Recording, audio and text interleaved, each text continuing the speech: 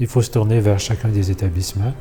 Et il ne faut pas se gêner de cogner à la porte parce que les universités, pour l'instant, la RAC, ça existe depuis quand même assez longtemps, mais on sent que c'est en train de prendre une certaine ampleur. Il y a de plus en plus de conseillers RAC dans les universités. Il y a de plus en plus de responsables de programmes qui s'intéressent à la reconnaissance des acquis. Donc, on sent vraiment un mouvement pour continuer à développer la RAC universitaire et la rendre plus accessible sur l'ensemble du territoire québécois, dans l'ensemble des universités.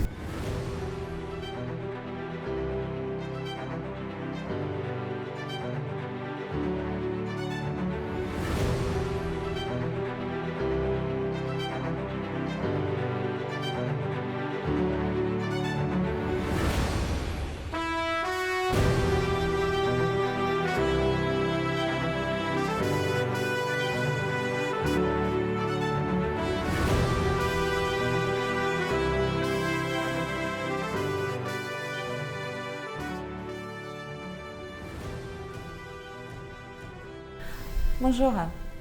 Aujourd'hui, on va avoir une entrevue avec Daniel Laurent, qui est conseiller en RAC au Bureau de coopération interuniversitaire. Bonjour Laurent. Bonjour. Merci d'avoir accepté d'être interviewé. Ça fait plaisir. Et la question pour toi, parce que ça fait plus que 15 ans que tu travailles en RAC, alors tu as une vaste expérience dans tous les niveaux. C'est quoi la RAC ou la reconnaissance des acquis et des compétences et quel autre terme on peut attendre? Bien, la reconnaissance des acquis et des compétences, je vais parler surtout de la reconnaissance des acquis et compétences universitaires. Oui. C'est une démarche qui est mise en place et qui est accessible à tous les étudiants, donc qui cherchent à faire reconnaître leurs acquis.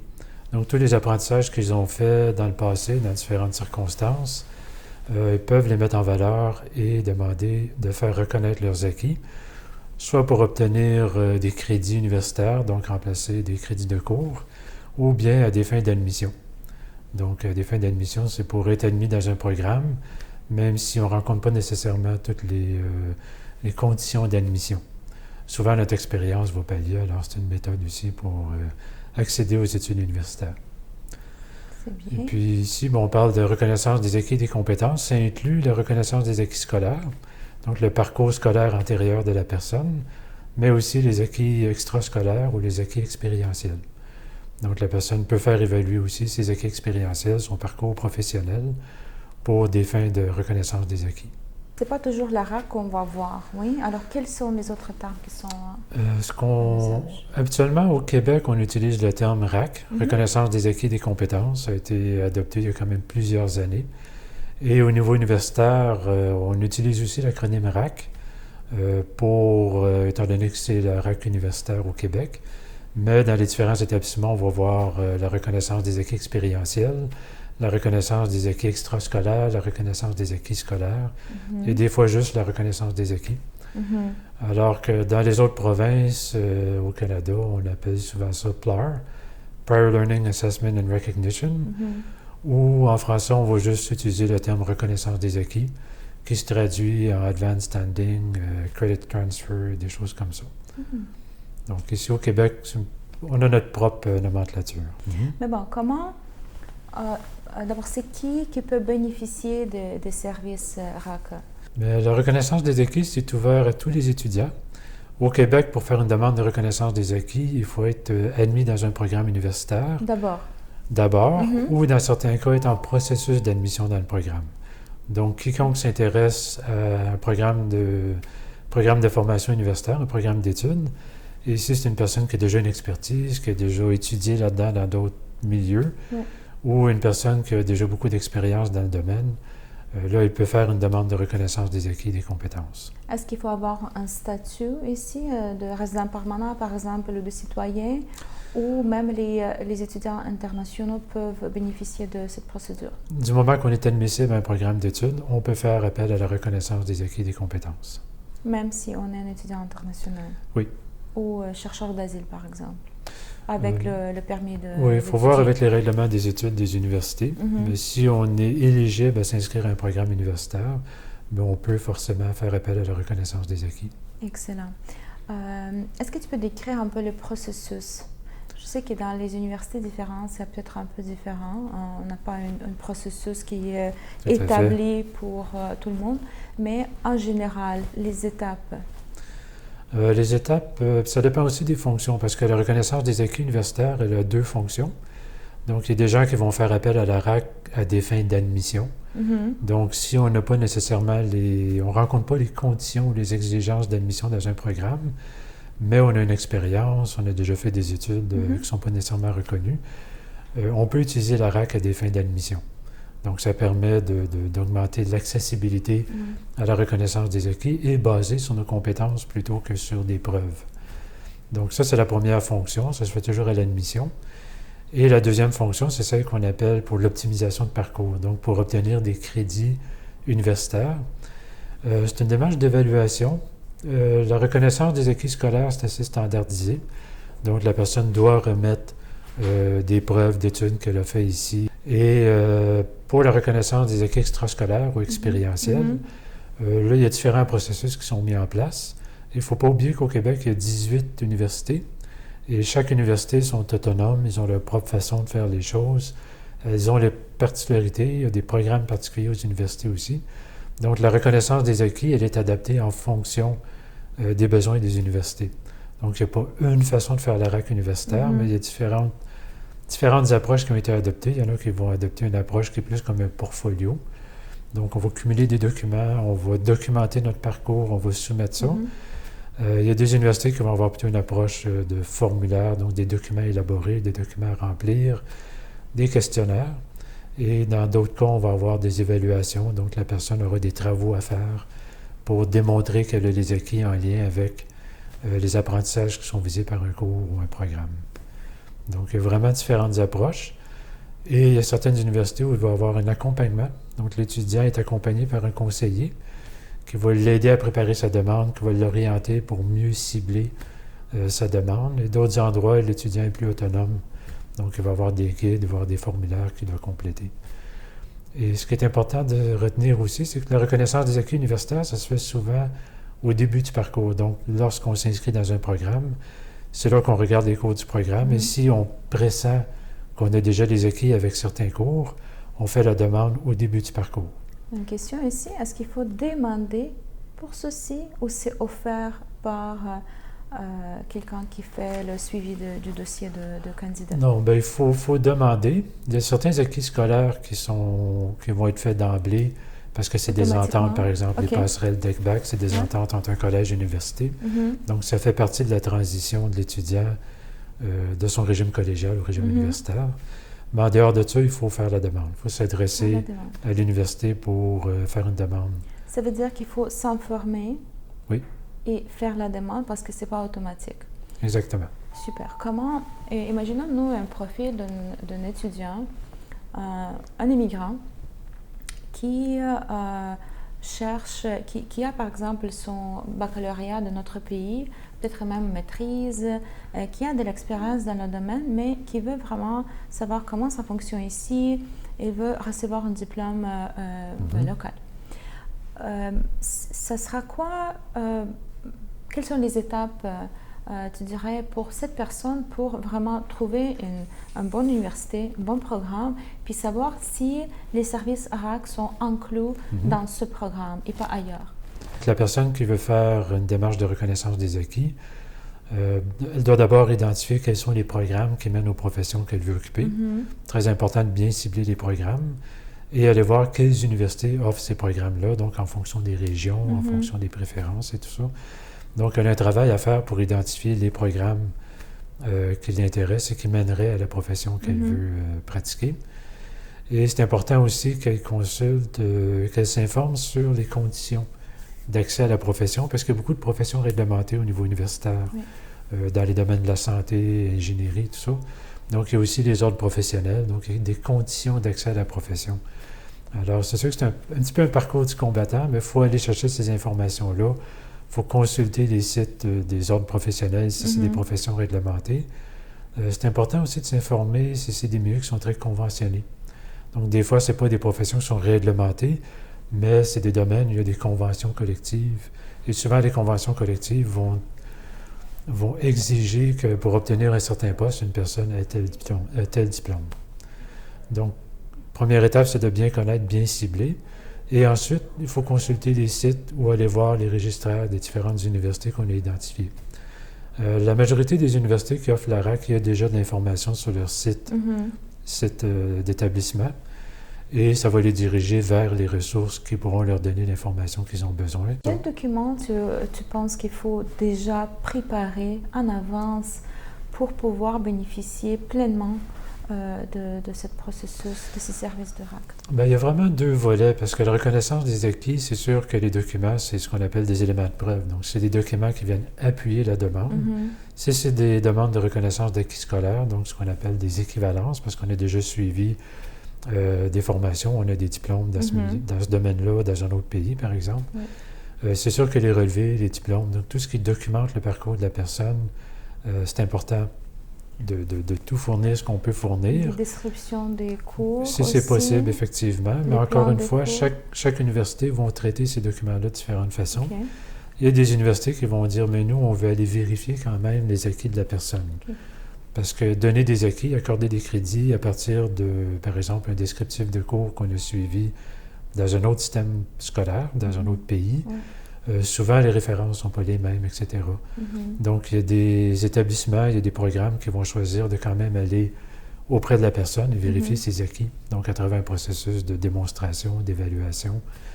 Parce que les acquis scolaires, c'est quand même quelque chose qui, si on veut établir l'équivalence entre un cours suivi, par exemple, en Algérie et un cours dans une université au Québec, souvent, la façon que les plans de cours sont présentés, c'est un petit peu difficile de concilier les deux.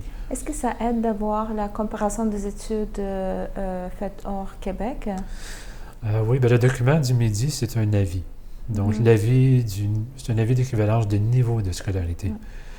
Ça, au niveau des admissions, c'est important parce que ça permet de déterminer le niveau scolaire que la personne a atteint ou l'équivalent du niveau scolaire dans un autre système scolaire. Sauf qu'il faut se rappeler, c'est que cet avis-là, c'est pas une équivalence de diplôme. Mais ça, c'est très, très important de savoir que le MIFI, lorsqu'ils émettent ce document-là, l'étude qu'ils font, c'est vraiment de déterminer deux repères. Donc, à quel niveau? Est-ce que c'est une deuxième année au niveau du bac universitaire? Mais ils ne regardent pas les contenus vraiment.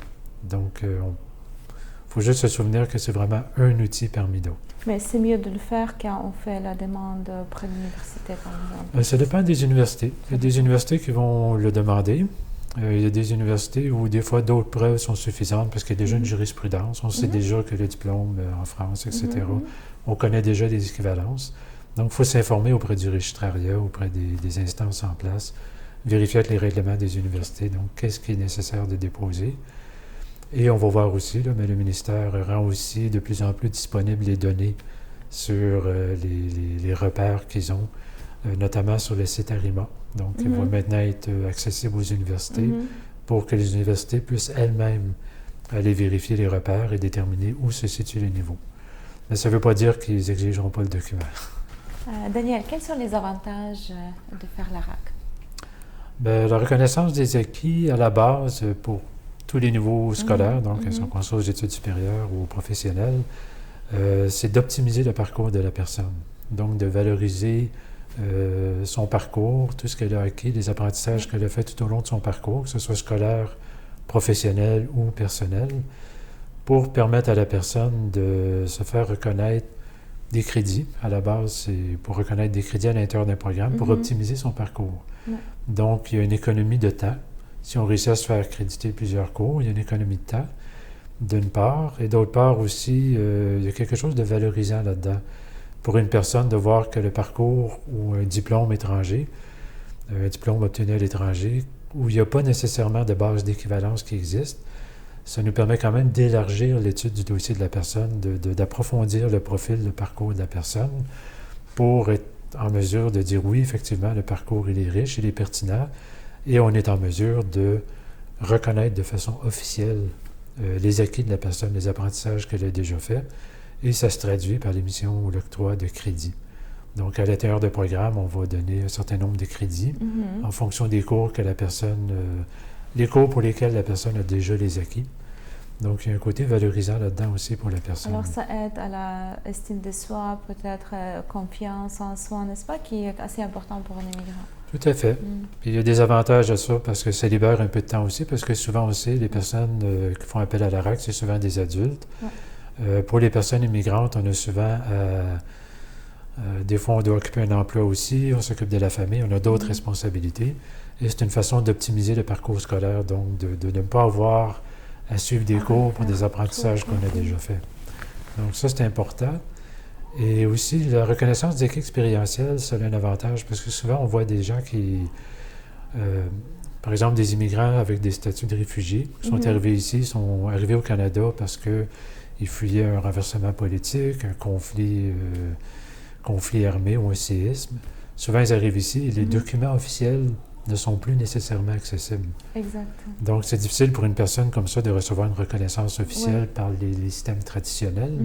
Alors, la reconnaissance des équipes expérientielles permet à l'établissement de questionner la personne et d'aller vérifier, faire la démonstration des acquis de la personne, même en l'absence des documents officiels.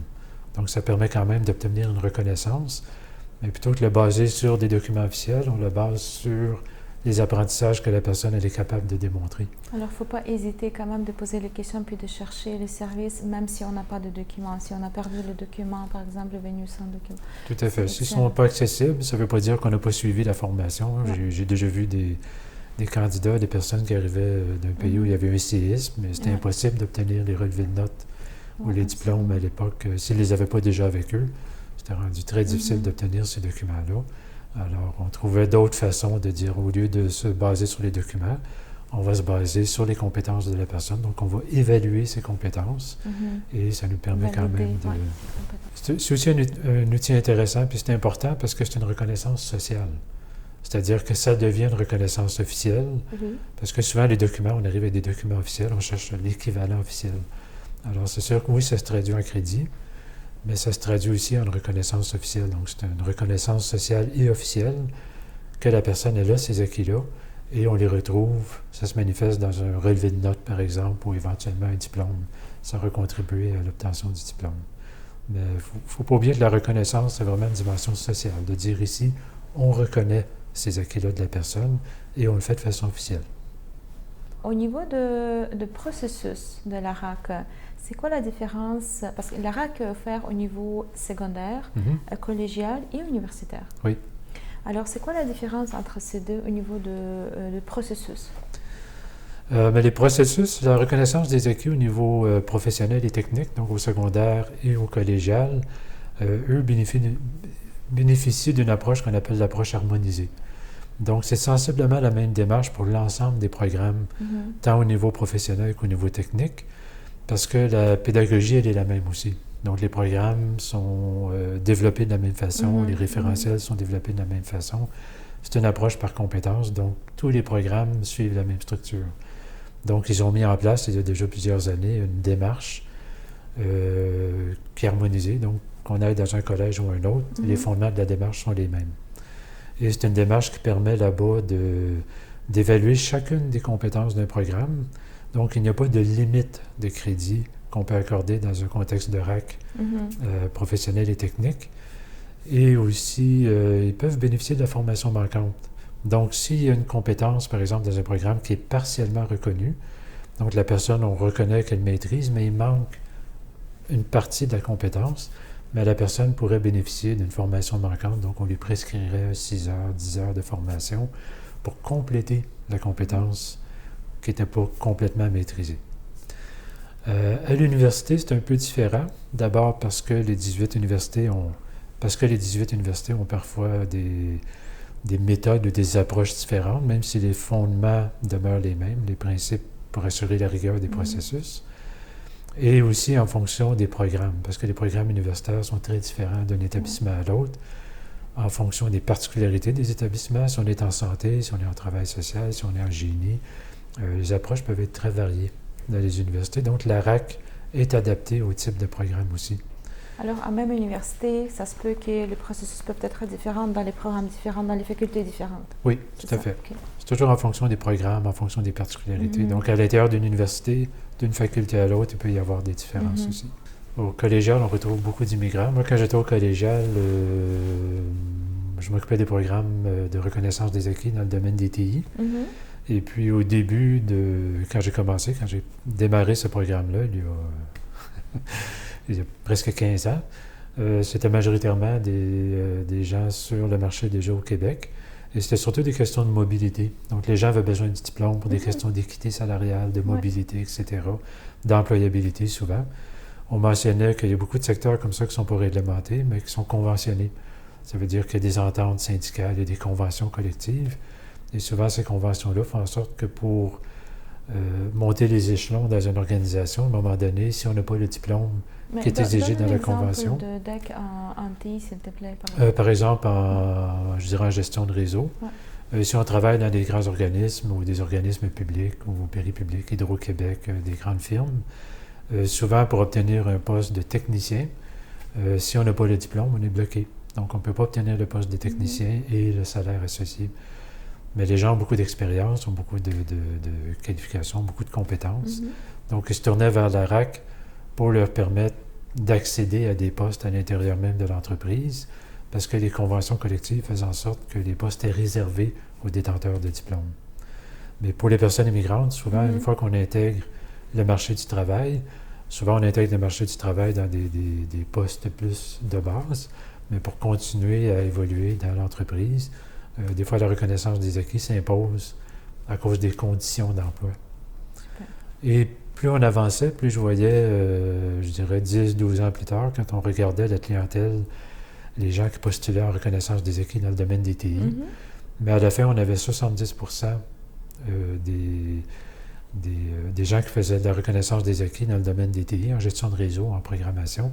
70%, c'était des personnes immigrantes et la majorité des nouveaux arrivants.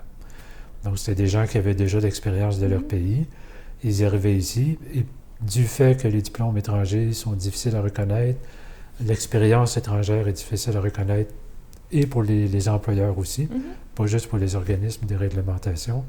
Donc, transiter par la reconnaissance des acquis et obtenir le titre du Québec, c'était une des voies qui était souvent privilégiée de dire, mais rendu là, j'aurai déjà mon titre, j'aurai déjà mon diplôme.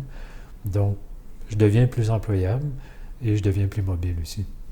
Exact. Donc, c'est plus facile de s'intégrer et c'est plus facile d'évoluer à l'intérieur du marché du travail avec les diplômes québécois. Ça existe depuis quand même assez longtemps, mais on sent que c'est en train de prendre une certaine ampleur. Il y a de plus en plus de conseillers RAC dans les universités, il y a de plus en plus de responsables de programmes qui s'intéressent à la reconnaissance des acquis.